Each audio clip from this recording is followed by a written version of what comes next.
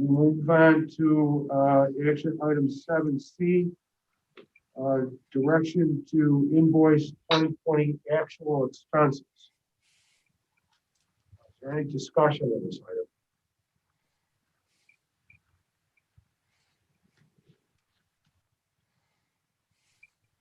item? All right. I move to approve 7C. We have a motion to approve 7C. Is there a second? Second, Scalera. We have a second. Roll call, please. Cronin. Aye. Fieldman. Yes. Rams. Yes. Kinnick. Yes. Martinowitz. Yes. Mendrick. Scalera. Yes. Vesta. Yes. Zerwin. Yes. Berlin. Yes. Bloom. Yes. Carlson. Aye. All right. All ayes. Motion carries. We'll move on to item 8A, which is, these are discussion items. First, a hexagon update, and I believe that we have Tammy Heaton waiting. So.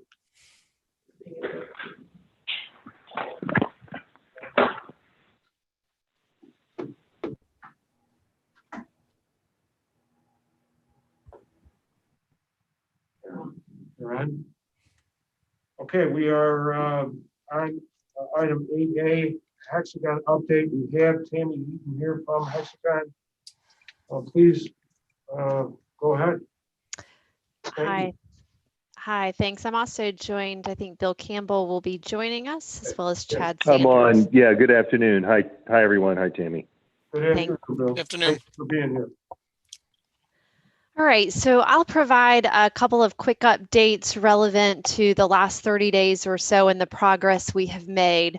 The first monumental thing that we have done is implemented a monthly meeting with the chiefs to review the P2SRs as well as get alignment on priority tickets that they have questions about. So it's an open forum with myself and Ben Ernst, our GM of Public Safety. Again, it's to review directly with the chiefs. Dave Jordan participates in that meeting as well, any P2SRs. And over the last 30 days, we've made significant strides and progress in reducing the P2s that were a priority for the chiefs as well as all of the agencies. So a 50% reduction in P2SRs with a laser focus on SRs that the chiefs had questions about. So as an example, they had one of their priorities was searching the radio dial buttons. And so we were able to get that into a fix. Most recently we were made aware of a change, really it was an enhancement that they would like to the pedestrian stop form. And within about a week's time, we were able to make that enhancement with DuPage getting agreement that that's what all agencies wanted. We made a change to the pedestrian stop form, as well as increasing the field size and a couple other things in a couple areas they wanted. So again, listening directly to the chiefs, some of the areas that were of concern to them, making some changes. And in our last meeting, really got alignment from that group that what we were doing was driving better alignment, better communication.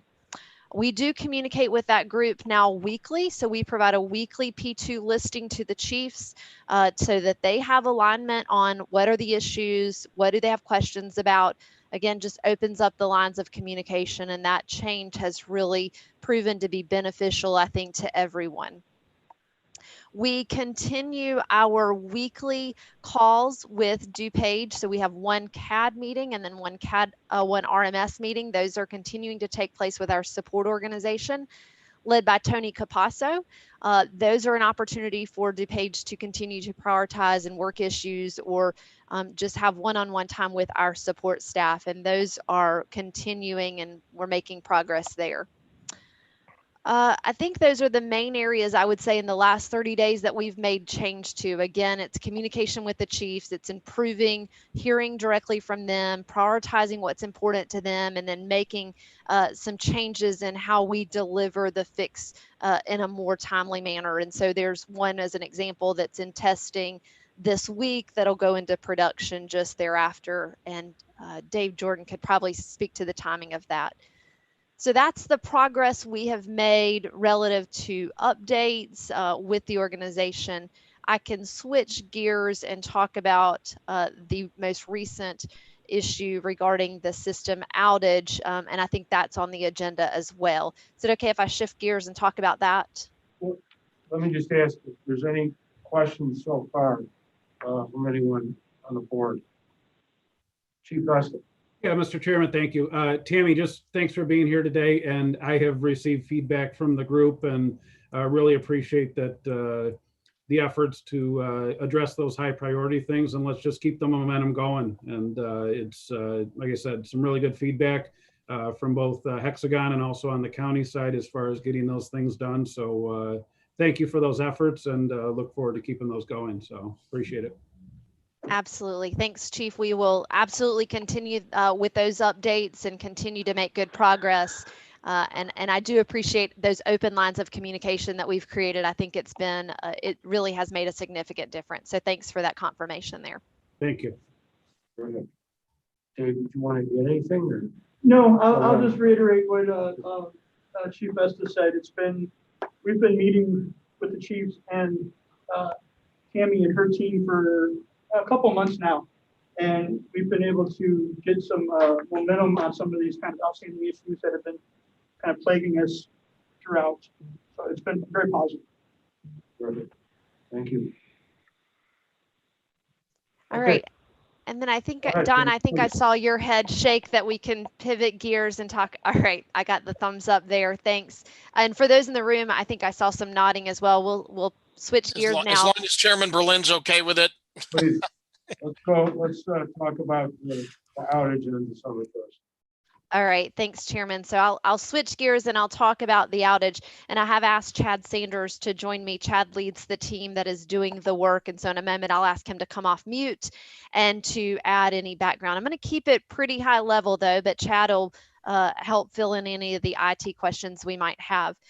So just over a week ago, in conversations with DuPage, we understood the need for us to do some work to add some additional storage to your VMware.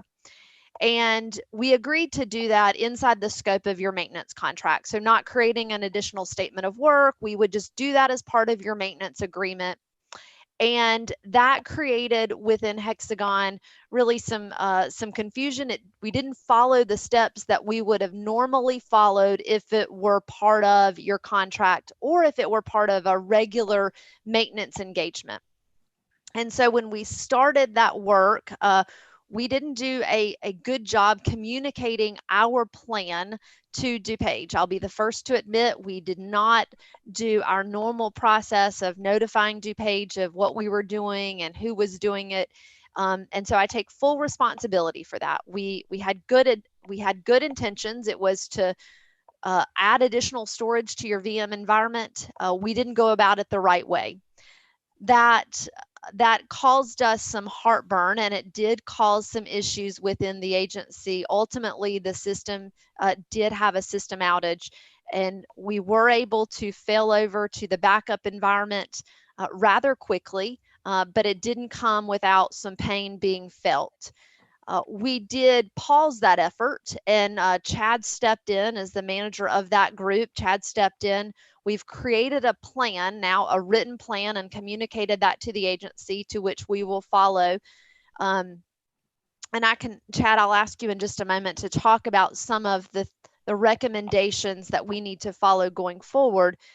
But this really all came as a result of Chad and another one of his team members coming to DuPage in February. We sent them on site to really uncover what were some things we needed to modify, what were some things DuPage needed to modify within your current environment. And so this was a follow-up to that project. Again, it did result in an outage. We've since created a plan that we will be following and communicating to very closely. Chad is at the point of that communication. So without going any deeper, maybe I'll ask if the group wants us to go deeper. We certainly can. Chad, again, I know you're prepared to talk about the more specific IT part of it, but let me ask the audience if they want me to go deeper. And I'm watching for heads. I'm happy to hear Chad's explanation. I think that would be, I think for me anyway, that'd be fine. And Wendy actually is my deputy who's actually running the meeting in there, and Dave. So, I mean, I think it's good for some technical people to hear it, and, I appreciate it. Absolutely. So Don, I'm going to ask Chad Sanders to come off mute. Chad, again, is the manager over this group that is running the project. Chad, if you'll come off mute, let's talk a little more, dive into the IT, the technical specifics of what issues we encountered and what we are doing to mitigate that going forward. Sure. Good afternoon, everyone. Thank you for your time. And I want to reiterate something that Tammy said. Yeah, we absolutely take responsibility, and ultimately I do, not Tammy, for the team not informing DuPage of the work. So we've corrected that. That will not happen again. And like Tammy said, I've taken over point for communication for when we are starting work, completing work, and finishing work. So kind of a perfect storm. I will go as nerdy as you want me to go, but I'm going to keep it 30,000. But if you want me to go super nerdy, I gladly will. The issue is we ran into a perfect storm of a couple of items that stacked on top of each other. So best practices change over time. And at implementation, there was one large storage container that held all your virtual machines. So that is no longer a best practice. It is better to spread out your fault domain. It's like having one police car versus having 25 police cars. So we decided for best practice, let's go ahead and let's create those multiple, they're called LUNs, but storage containers. And we're going to spread your databases across those, and we're going to spread your applications across those. That way, in case we did have an issue with the primary one that you were running on, it would not take down everything like it just experienced. That is the reason why we were fixing this, for exactly the reason that it happened. So it's kind of unfortunately ironic. So as part of that, we created those LUNs. We had backup jobs kick off, and we had what's called snapshots sitting on a couple of VMs.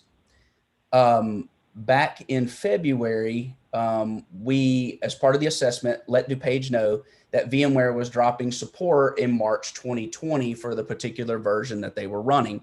And we recommended at some point, let's go ahead and get that upgraded. Well, fast forward, there is a command that is not fixed in 6.0 that is fixed in 6.5 and higher, and that is called unmap. So as we were moving VMs from the large data store to the smaller data stores, VMware is supposed to be releasing that space and letting the backend storage know. Unfortunately, because it's running VMware 6.0 still, it did not let the SAN know. We had to manually run that command to free up that space. So it's like taking out the garbage, and you know that the garbage is empty, but the garbage can still thinks it's full. I know that's a horrible explanation, but that is what I got for you. Is the back end thought it was full still, whereas the front end knew it was not. And so once that back end went full, everything started going down. We identified it pretty quickly, not as quick as I would have liked to. So I apologize for that. But once we did, we ran the unmap command manually, and within a matter of minutes, things started powering back on. As part of all that, we had one casualty. And I want to get you the specifics. I think it was Mob 3A. I'm looking for it. I apologize. I don't have it right here. Nevertheless, we were working and still working. Here it is, CAD primary Mob 3A. It became corrupt. We restored it via Veeam, and I believe a older restore point was selected. So we are working tomorrow with Jerry to restore that again and get that back healthy and operational. So with that, I know I probably went nerdier than I even said I was going to, but if anyone's got any questions, that is the gist of it at this point. What was the total downtime on the outage, and what was the ultimate impact of the outage? Ultimate impact, I will let someone else speak, but the outage that it was more of a rolling. It was over about an hour to an hour and a half is what I saw. So it was a rolling outage. So one thing might be down, and a few minutes later it was up. And so it just kind of trickle effect as that space freed up. Things were coming back online. To add to that, Member Bloom, we had on the RMS side, when we were first notified that our web RMS was down, it took us about a half hour to 45 minutes to get web RMS back up. We did have one additional kind of, Chad was talking about that rolling, we had one additional item that prevented people from using FDR, but within the hour, we were back up and running. Can I ask a quick question? Mark Franz here. Sure. Chad, I appreciate you saying that this won't happen again, and I'm sorry if I missed it, but how are we going to ensure that this does not happen again? Well, what won't happen again is we will not fail to communicate that we are starting work. That was our ultimate failure, is that we did not, that will be on me. So going forward, there will be an email sent out, and before we commence work, there will be a yes, commence work approval email from someone, ETSB, or whomever the authority to make that happen. That way we all know, hey, work is starting. And that way, if something is happening, nobody's going, well, who did what and why are we experiencing this? We know that Hexagon or someone is actually doing work from us. But as far as, I'm sorry, go ahead. No, I was just going to follow up. But so ETSB would have to approve it, or the county would have to approve it before. I'm concerned that someone in your shoes in the future fails to do this. I would like that to be more of a formal process and should be signed off on by someone at the county or ETSB, I would think, right, Don or Linda? I'll speak for us. Certainly, it would have been, at least a verbal sign off from Dave that, hey, we're commencing work in the system. Certainly, depending on what it is, and in this case, and Chad, just a quick question: are we behind in releases, or did you guys just not understand what release we were on? No, we understood. We found that out in the assessment back in February. You're behind. You're running version 6.0. 7.1 is out today. Still still supported. No, sir. You're not under support right now. As of March 2020, VMware stopped supporting 6.0. Well, that sounds like something that needs to happen. Yes, sir. We made that recommendation. Be glad to help, but yes, sir. Thank So to dovetail into that, at the time that they were doing that review, we were recovering from the January outages. So we didn't do it at that time. And there's been, as you know, discussion about moving to the next platform. So those discussions are all underway. In terms of hardware is not something that we do on a regular basis. The other parts of Hexagon that would work with CAD and RMS software are in regular contact on almost on a daily basis. So there's information going back and forth. So to Don's point, depends on what's being done.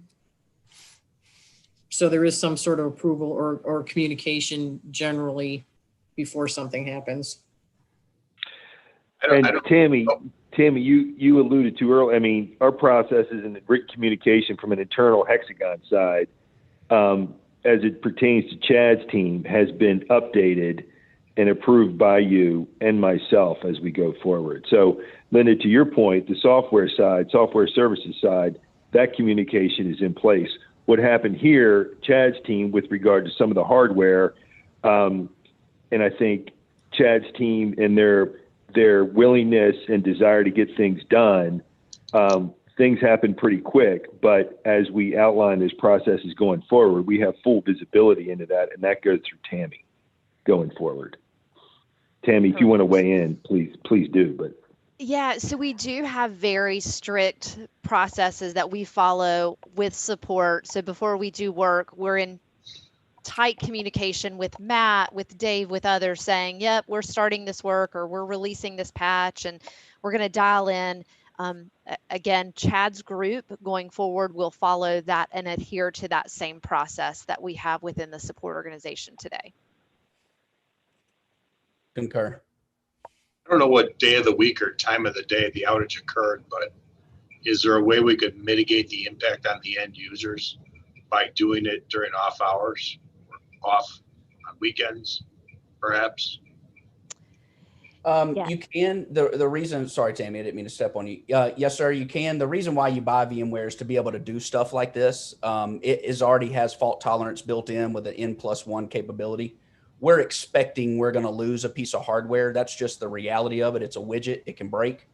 But yes, this could have been scheduled in an off hour, particularly with you guys being 911. However, I would like to reiterate, it was a perfect storm. That doesn't make it feel any better. Ultimately, I was pretty upset at my team, but yes, we can do that and would be glad to work with you going forward on a schedule that works for everyone. As a matter of fact, like Tammy said, we have some recommendations and how we're going to do this going forward and fix that LUN issue that's still not resolved. We're still working through that. I have a meeting with Matthew and team Thursday to discuss that plan. And most likely we will be executing that plan in and off hours, downtime, not downtime, but non-peak.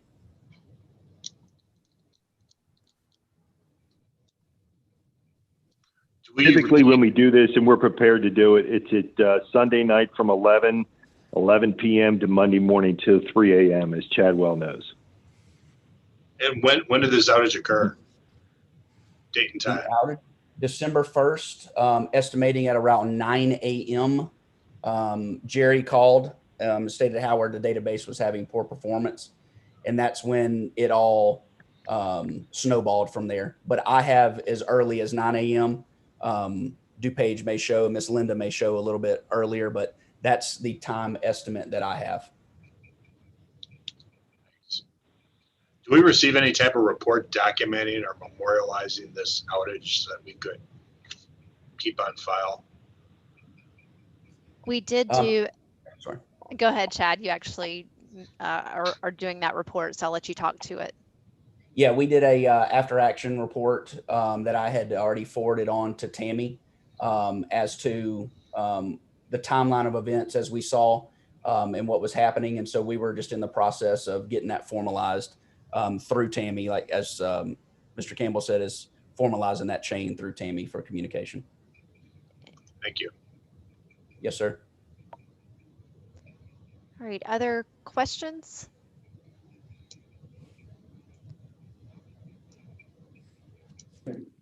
All right, again, I know that I again will apologize on behalf of my team for the failure of communication and for what happened. I feel confident that Chad will be owning this going forward, has the plan. He's in tight communication with your organization to make certain that we are following the right steps. There are some things that are recommendations that are inside of DuPage's wheelhouse. So there are some things that we'll recommend that DuPage do, but Chad will be owning that communication and making certain that we document that very clearly as a follow-up to our February on-site meeting.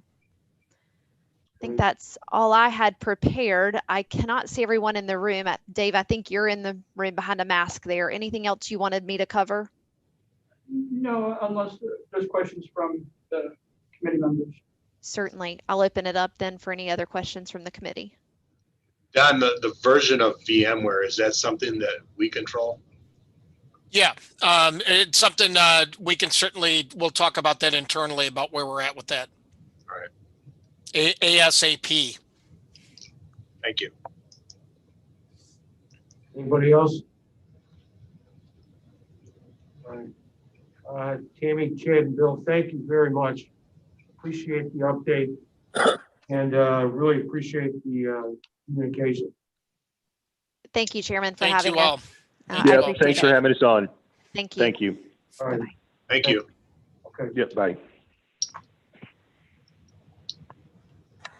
Okay. We can move on to discussion item 8C, which is the on-call analytics. Dave, you want to start us off? Yes, sir. Dave, let me give just a quick intro, just so the committee members may remember. This was something we talked about at the last meeting, and there was a little bit of, hey, what does this do exactly? So that's what we want to do today, is kind of give you an overview of what on-call analytics is and does. Thank you, John. Okay, so in the package, you have a couple of things that was provided to you from Hexagon. The first item, 8C, is basically a listing of what comes if you purchase the system. It's their cost reports. It's broken into a couple different things, and if you're not familiar with it, it's kind of hard to explain without going very, very deep. But the data models that are listed there are what kind of define kind of the categories, the data that's being reached from within WebRMS to pull into the reports. The Power BI reports are the kind of the replacement for what we have now in our current BI reports. And then the Records Essential Pagination reports, those are SSR reports. Those are kind of on the fly customizations that agencies can do if they have the knowledge to do it, access to, or we can do it internally. These are the COTS reports. And one thing that I want to make sure, these are the COTS. Dave, if I can interrupt real quick. Yeah. Explain what the acronyms are. I know not everybody knows what Power BI is and COTS and SSRS and all that. Just explain a little bit so that people who don't live in that world know. Understood. COTS basically. Thank you. COTS basically means custom off the shelf. It's when you buy a product that's COTS, it'll come configured, and then you can make some customizations on it after that. But it comes pretty kind of standard. You bought, this is what you got, but you can customize it from there. The Power BI reports are just another way of running it's a different back end. It's a newer technology than our current VR website, where the user can go in and run reports. The SSRS reports, SSRS is SQL Server Reporting Services, which is basically it's Microsoft's version of the reporting engine. I don't know if you know what Crystal reports are, but it's kind of Microsoft's version of that. I don't know if that. So it's, I would say that Power BI, which is also a Microsoft product, BI meaning business intelligence, was kind of a hot product about 5 years ago. And if you know anything about Microsoft, about buying it, especially you city managers and village administrators, they change the products often enough and you end up rebuying them. SSRS is kind of the latest version of the reporting tool and kind of in our opinion, the industry standard. We use that in county IT. So what it is really an upgrade from what Microsoft had in the past to the newer technology of what they offer now. So it is a better product in our opinion. So just to give you guys a little bit of background on that, they're both Microsoft products. And the second sheet that we included in there was kind of it's the product sheet from Hexagon, kind of gives you a high level of what it could possibly do. Now, I understand that a lot of this is, you read all this stuff and it's kind of like, what does that mean? What does it mean? So we've discussed this a little bit, and a couple things I want to talk about as far as potentially moving forward with this. I would like to do a demo. I've talked with Hexagon about doing a live demo of the RMS side of this for our users and our chiefs and this group as well, so that we can actually kind of get our hands dirty a little bit, see it. When you have a piece of paper, it's kind of like, okay, it doesn't mean much. So I'd like to go on and arrange and get that set up with people if that would be okay with the committee, so that we can see it in action and see what it has to provide for us.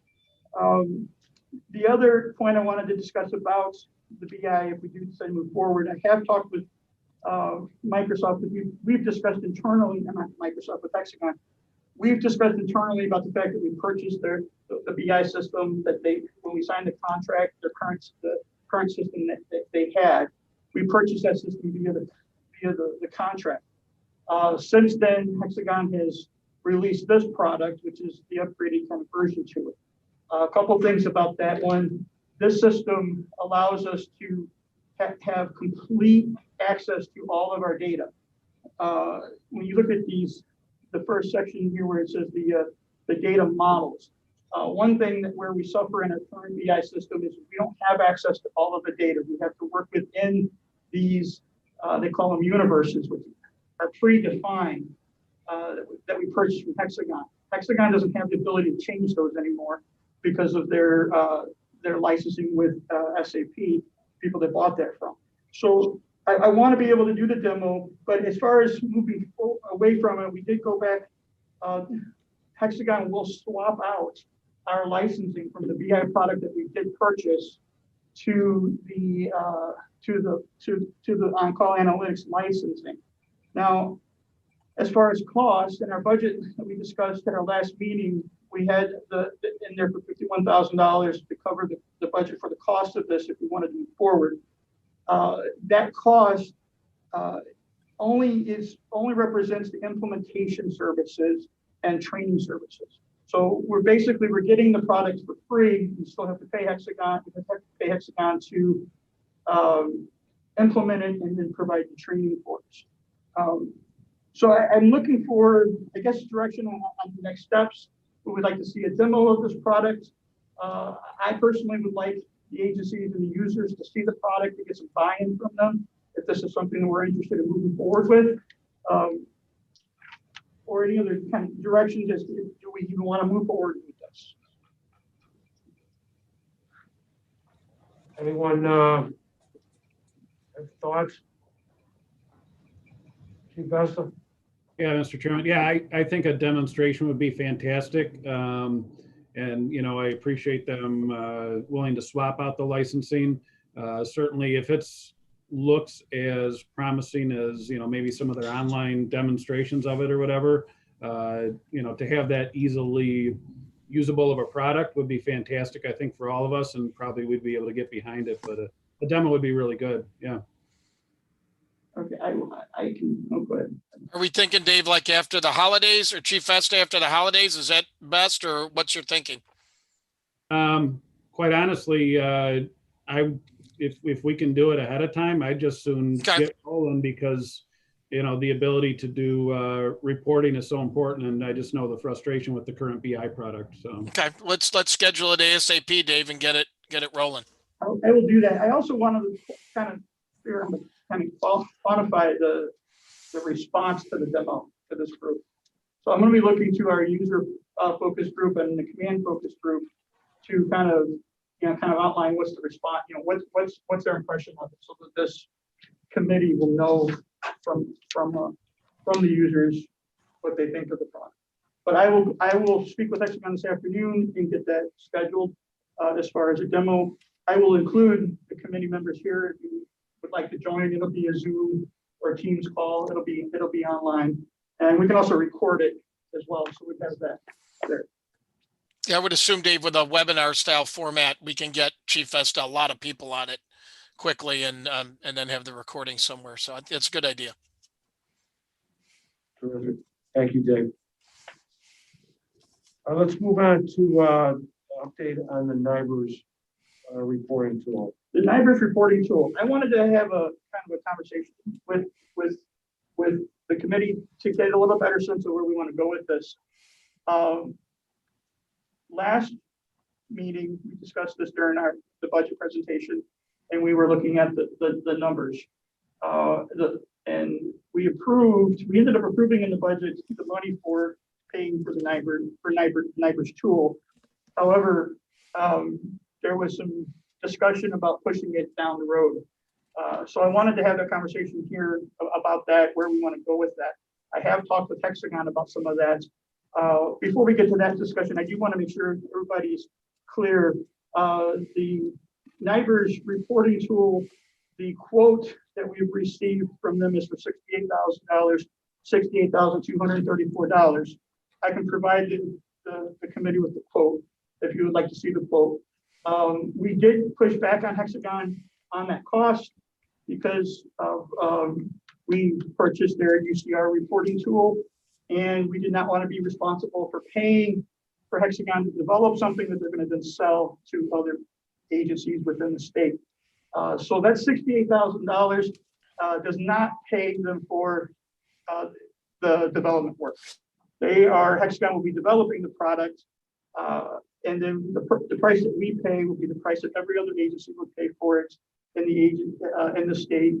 For example, Aurora is on the system, so if they purchase it, they'll have the same price that we'll pay for.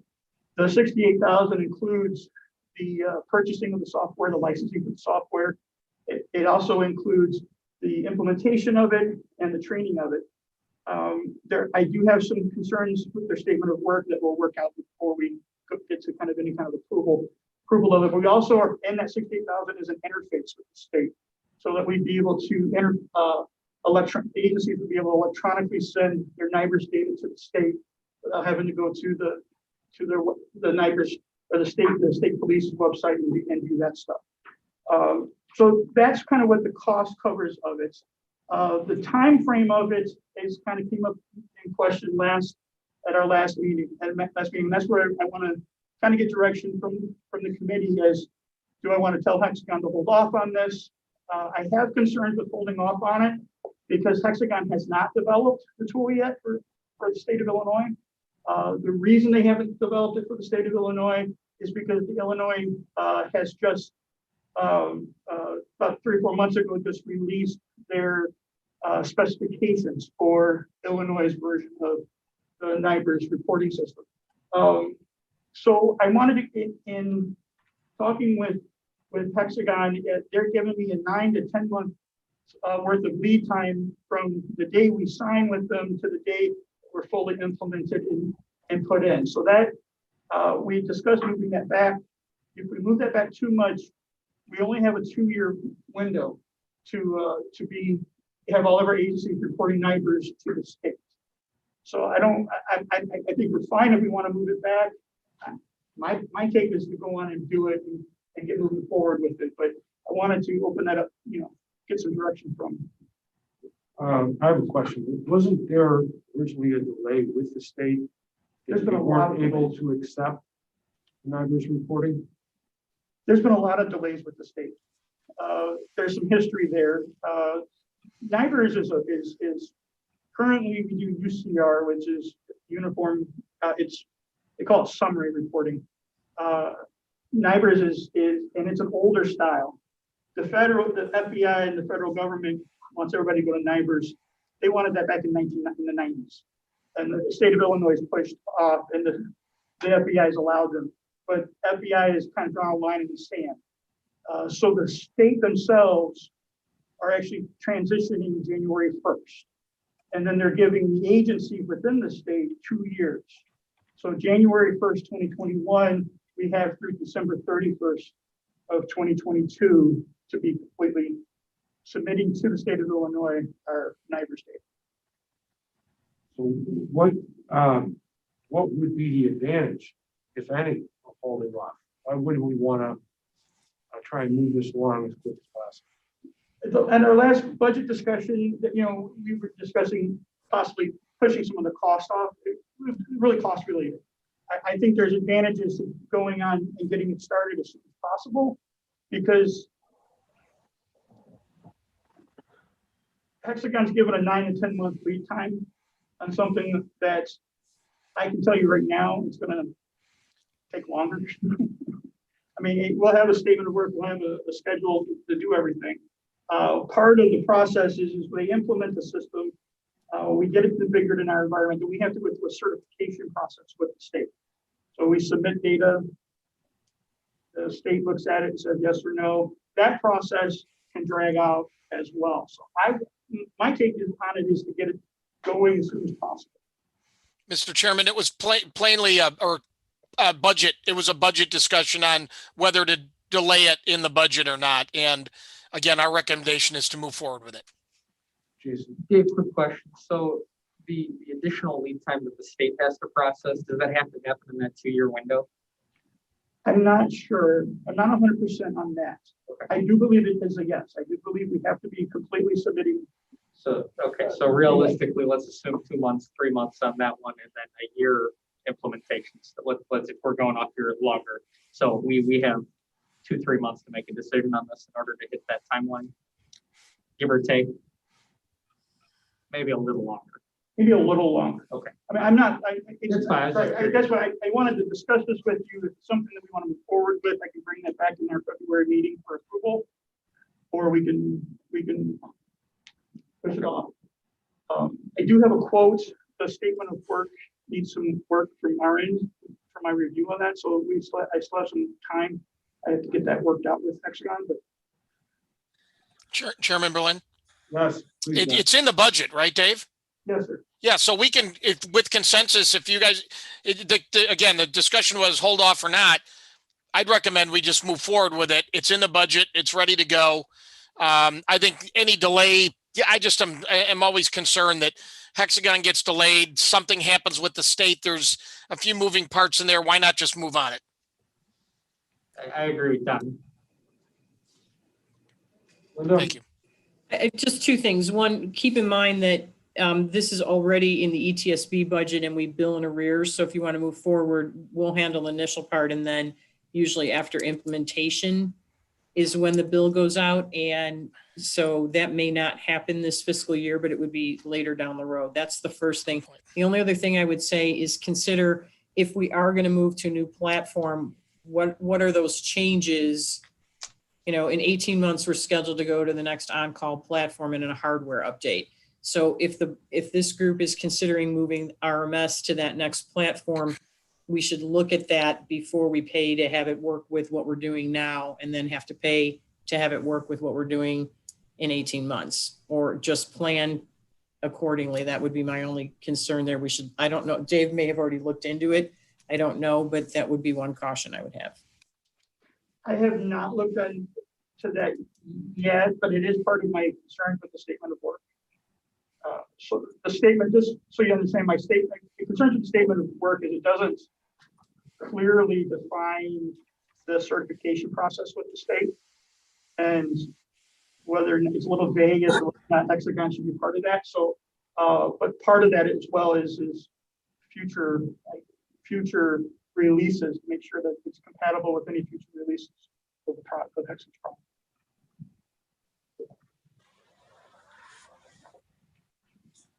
Any further comments or discussion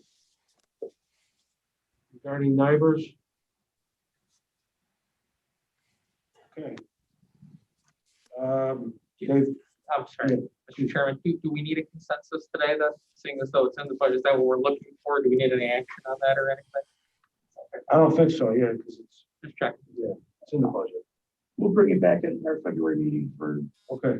an action item. Okay, moving on then, any old business? Any new business? There being none, looking for a motion and a second to adjourn. Motion to adjourn. Second. Second, We've only been online since 8. Right, everybody?